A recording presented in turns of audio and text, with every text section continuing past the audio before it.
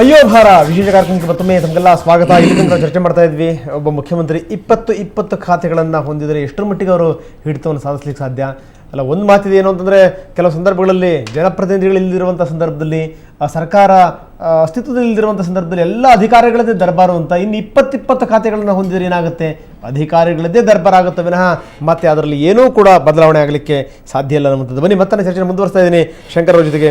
ಶಂಕರ್ ಅವ್ರನ್ನ ಒಂದು ಕೇಳಿದ್ದೀನು, ಸುಷ್ಮಾ ಸ್ವರಾಜ್ ವಿಚಾರದಲ್ಲಿ ಕೇಳಿದ್ದಿದೆ, ಗೊತ್ತಿಲ್ಲ, ನೀವು ಅದನ್ನು ಕನ್ಫರ್ಮ್ ಮಾಡಬೇಕು.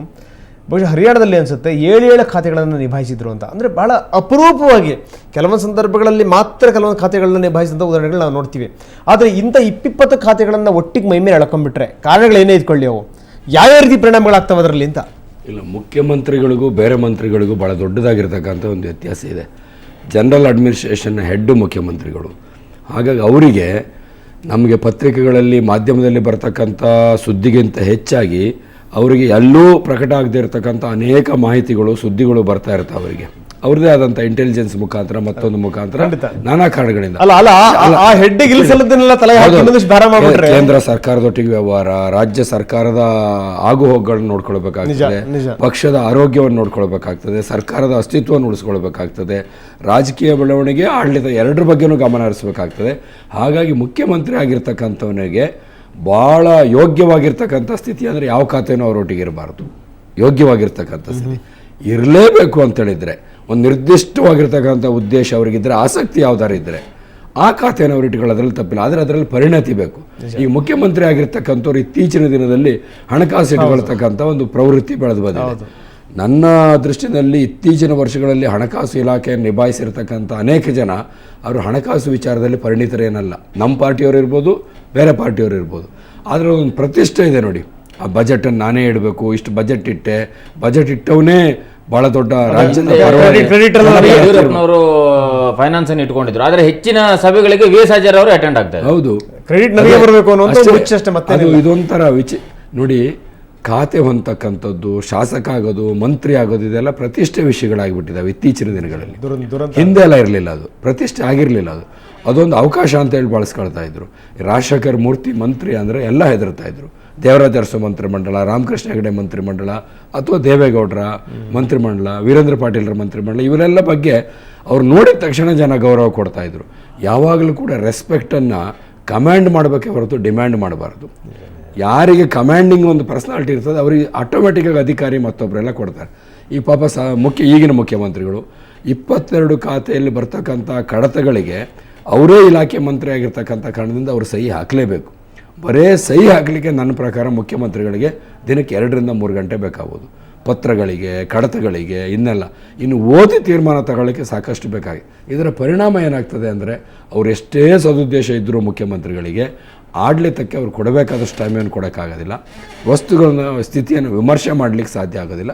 ಈ ಕಾರಣಕ್ಕೋಸ್ಕರ ಆಡಳಿತ ಯಂತ್ರದ ಮೇಲೆ ಚುನಾಯಿತ ಪ್ರತಿನಿಧಿಗಳ ನಿಯಂತ್ರಣ ಹೋಗಿ ಅಧಿಕಾರಿಗಳ ನಿಯಂತ್ರಣ ಬರ್ತದೆ. ಅಂತಿಮವಾಗಿ ಅವ್ರು ಹೇಳಿದ್ದನ್ನು ನಾವು ಒಪ್ಪಿ ಸಹಿ ಹಾಕಬೇಕಂತ ಸ್ಥಿತಿ ಬರ್ತದೆ. ಇತ್ತೀಚಿನ ದಿನಗಳಲ್ಲಿ ಕಡತವನ್ನು ಓದಿ ಅಧಿಕಾರಿಗಳ ಅಭಿಪ್ರಾಯವನ್ನು ವಿರುದ್ಧವಾಗಿ ಟಿಪ್ಪಣಿಗಳನ್ನ ಬರೆದು ತೀರ್ಮಾನ ತೆಗೆದುಕೊಳ್ತಕ್ಕಂಥ ಮಂತ್ರಿಗಳ ಸಂಖ್ಯೆ ಭಾಳ ಕಡಿಮೆ ಆಗಿದೆ. ಅದು ಈ ರಾಜಕಾರಣದ ಸಂಪೂರ್ಣವಾಗಿರ್ತಕ್ಕಂಥ ದುಸ್ಥಿತಿಯ ಸೂಚಕ. ನಾನು ಬರೇ BJP ಅವರಿಗೆ ಹೇಳ್ತಾ ಇಲ್ಲ, ಎಲ್ಲ ಪಕ್ಷಗಳಲ್ಲೂ ಇವತ್ತು ಏನಾಗಿದೆ ಅಂದರೆ, ಆ ರೀತಿಯ ಪೂರ್ವ ತಯಾರಿ ಆಗಲಿ, ಆ ರೀತಿಯ ಒಂದು ತರಬೇತಿ ಇರ್ತಕ್ಕಂಥ ಆಗೋದಿಲ್ಲ. ಆಮೇಲೆ ಮಂತ್ರಿಗೆ ಖಾತೆ ಕೊಡ್ತಕ್ಕಂಥ ಸಂದರ್ಭದಲ್ಲೂ ಕೂಡ ಈಗೇನು ಪ್ರಾದೇಶಿಕ, ಜಾತಿ, ಈ ಥರ ಎಲ್ಲ ಕನ್ಸಿಡರೇಷನ್, ಸಂಬಂಧ, ಇವೆಲ್ಲ ಪರಿಗಣನೆ ಬರುತ್ತೆ. ಅವನ ಸಾಮರ್ಥ್ಯದ ಮೇಲೆ ಕೊಡ್ತಾ ಇರಲಿಲ್ಲ.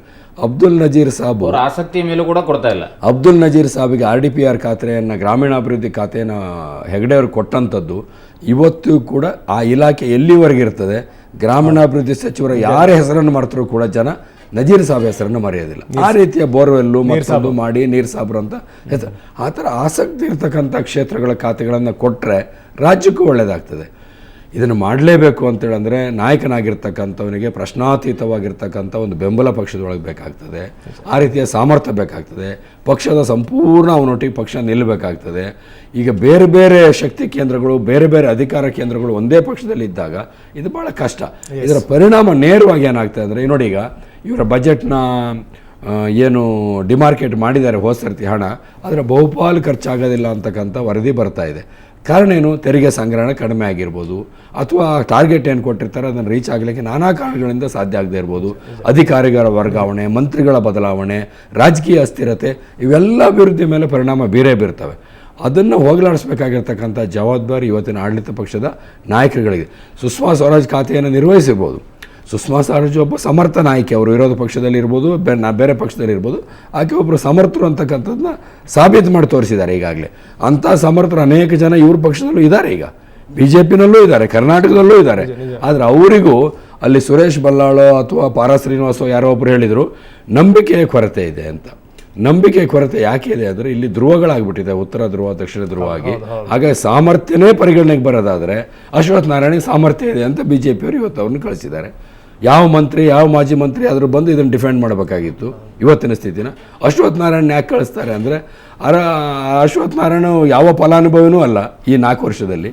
ವಿಧಾನ ಪರಿಷತ್ನ ಸದಸ್ಯತ್ವ ಅವ್ರಿಗೆ ಸೀನಿಯಾರಿಟಿ ಇದೆ, ಆ ಕಾರಣಕ್ಕೋಸ್ಕರ ಆಗಿದ್ದಾರೆ. ಬಿಟ್ಟರೆ ಯಾರಾದರೂ ಒಬ್ಬ ಮಂತ್ರಿ, ಮಾಜಿ ಮಂತ್ರಿ, ಫಲಾನುಭವಿ ಯಾರಿದ್ದಾರೆ ಅವ್ರು ಬಂದು ಡಿಫೆಂಡ್ ಮಾಡಬೇಕಾಗಿತ್ತು, ಮಾಡೋದಿಲ್ಲ. ಆ ಸ್ಥಿತಿ ಇದೆ ಇವತ್ತು. ಏನಂತ ರಿಶ್ವತ್?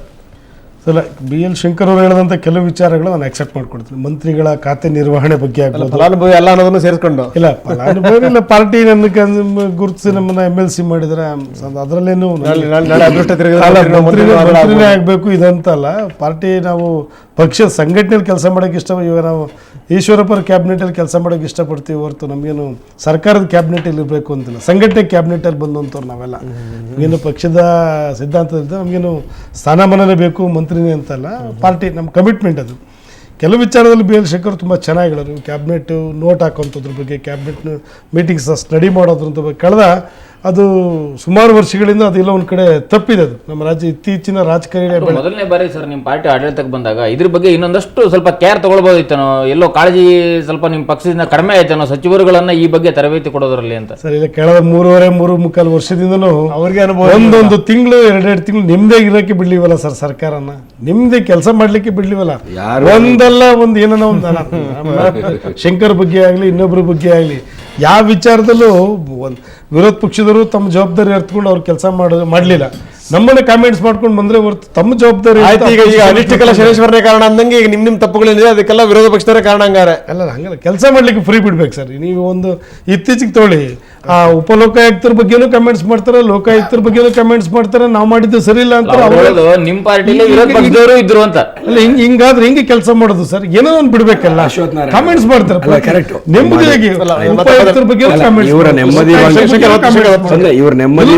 ಇವ್ರ ನೆಮ್ಮದಿ ಭಂಗಕ್ಕೆ ನಾವು ಕಾರಣ ಅಂತ ಹೇಳ್ತಾರಲ್ಲ ಇವರು. ಅದು ಇದುವರೆಗೆ ರಾಜೀನಾಮೆ ಕೊಟ್ರಲ್ಲ ಮಂತ್ರಿಗಳು, ವಿರೋಧ ಪಕ್ಷದ ಆರೋಪ ಕಾರಣಕ್ಕೆ, ಅವರು ಹೋರಾಟದ ಕಾರಣಕ್ಕೆ ಯಾರಾದ್ರೂ ಒಬ್ಬರು ರಾಜೀನಾಮೆ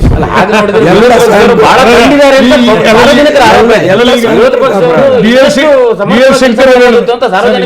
ಶಂಕರ್ ಒಪ್ಕೊಂಡ್ರ ಅಂದ್ರೆ ಏನೂ ಸಾಧನೆ ಇಲ್ಲ, ಯಾರೋ ಮಾಡಿ ಸಾಧನೆ, ನಮ್ಮ ಸಾಧನೆ ಅಂತ ಸಿದ್ದರಾಮಯ್ಯ ಸ್ವಯಂಕೃತ ಅಪರಾಧ ಮಂತ್ರಿ. ಮತ್ತಷ್ಟು ನಿಮ್ಗೆ ಚರ್ಚೆ ಮಾಡ್ತೀನಿ. ಸಣ್ಣ ವಿರಾಮದ ನಂತರ ಚರ್ಚೆಯನ್ನ ಮತ್ತೆ ಮುಂದುವರಿಸೋಣ.